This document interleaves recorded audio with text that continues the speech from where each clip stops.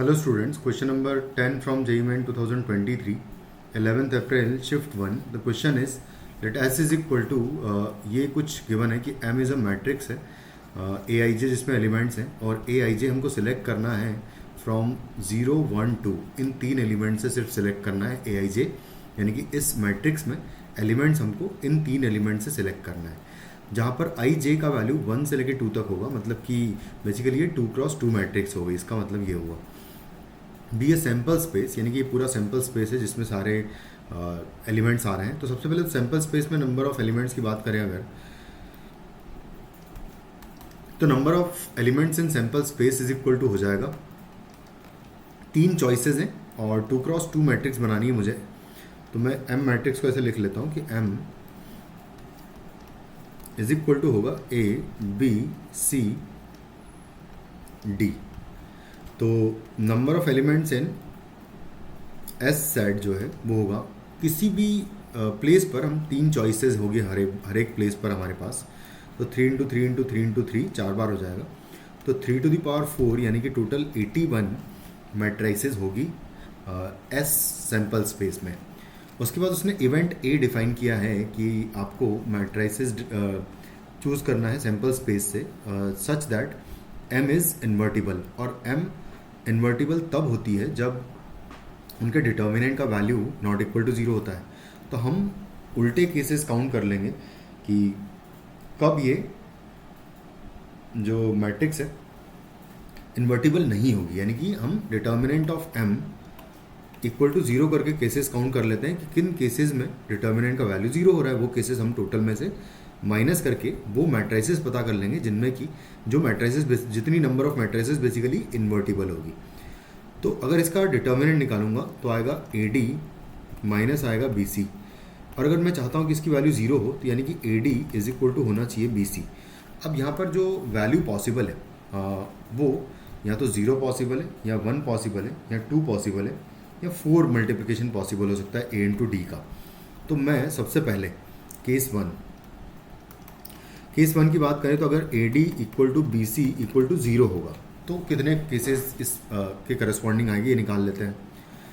तो अगर मैं चाहता हूँ कि ए डी और बी सी इक्वल टू 0 हो, यानी कि इनमें से एक कोई एलिमेंट या दोनों एलिमेंट 0 होने चाहिए, तो मैं एक काम करता हूँ कि वो केसेस काउंट कर लेता हूँ। पहले तो टोटल केसेस काउंट कर लेते हैं। अगर सिर्फ ए और डी की बात करते हैं, इसको मुझे 0 बनाना है, तो देखो कैसे बनाएंगे। अच्छा, टोटल मेरे पास 3 एलिमेंट्स है, तो 3 इंटू 3 स्क्वायर टोटल एलिमेंट्स हो सकते थे, है ना, वैसे चॉइसेस ए और डी के लिए। लेकिन इसमें से वो केसेस में माइनस कर दूंगा जिसमें सिर्फ 1 और 2 यूज़ हो रहे होंगे, यानी कि 0 को हटा ही देते हैं सीधा, और 1 और 2 को डिस्ट्रीब्यूट करेंगे इसमें, तो 2 इंटू 2 यानी कि 2 स्क्वायर वेज में हम लोग 1 और 2 इसमें डिस्ट्रीब्यूट करेंगे। तो वो केसेस इसमें से मैं माइनस कर दूंगा जिसमें कि ये 0 नहीं हो रहा होगा। तो सेम में बी और सी को भी ऐसे ही डिसाइड करेंगे, 3 स्क्वायर माइनस 2 स्क्वायर वेज में। 3 स्क्वायर इज़ 9, 9 माइनस 4 इज़ 5, तो यहाँ से भी आएगा 5 और यहाँ से भी आएगा 5, यानी कि टोटल 25 ऐसी मैट्रिसेस होंगी जिनका डिटर्मिनेंट का वैल्यू 0 होगा, और वो 0 तब हो रहा होगा जबकि ए डी और बी सी का वैल्यू ही 0 हो रहा होगा। उसके बाद फिर केस 2 की अगर बात करें तो केस 2 तो बहुत आसान है कि a d is equal to b c is equal to, अगर 1 चाहता हूँ मैं तो सारे एलिमेंट्स 1 होने चाहिए। ए बी सी डी सारे एलिमेंट्स अगर 1 होंगे तो सिर्फ यहाँ से एक मैट्रिक्स आएगी। केस 3 की अगर बात करें तो केस 3 में अगर मैं चाहता हूँ कि a d is equal to b c is equal to 2 चाहते हैं, तो यहाँ पर देखो 1 और 2 मेरे पास सिर्फ 2 ही चॉइसेस होंगी, और 1 और 2 अगर 2 ही चॉइसेस होगी तो इन दोनों को मुझे यहाँ पर डिस्ट्रीब्यूट करना पड़ेगा। और उसके अकॉर्डिंगली ये भी है कि ऐसा नहीं कर सकता कि दोनों दो चॉइसेस इनके पास होगी, ए के लिए सिर्फ एक चॉइस होगी और ए के लिए एक चॉइस होगी। मतलब कि अगर दोनों की बात करें तो इसके लिए अगर 2 चॉइसेस है तो इसके लिए एक ही बचेगी बेसिकली चॉइस, यानी कि 2 इंटू 2 बेसिकली हमारे पास वैल्यूज़ आ जाएगी, यानी कि टोटल 4 मैट्रिसेस होंगी, जबकि a d is equal to b c is equal to 2 हो रहा होगा। केस 3 की बात करें और लास्ट केस की जो मल्टीप्लिकेशन है ए डी और बी सी का, वो बेसिकली लास्ट 4 हो सकता है, 3 कभी नहीं हो सकता। तो a d is equal to b c is equal to 4 सिर्फ एक ही केस में होगा कि जब ए डी बी सी का वैल्यू सबका ही अगर आप 2 कर दोगे तो ए डी का वैल्यू भी 2 हो जाएगा, बी सी का वैल्यू भी 2 हो जाएगा। तो यहाँ से आपको एक मैट्रिक्स मिलेगी।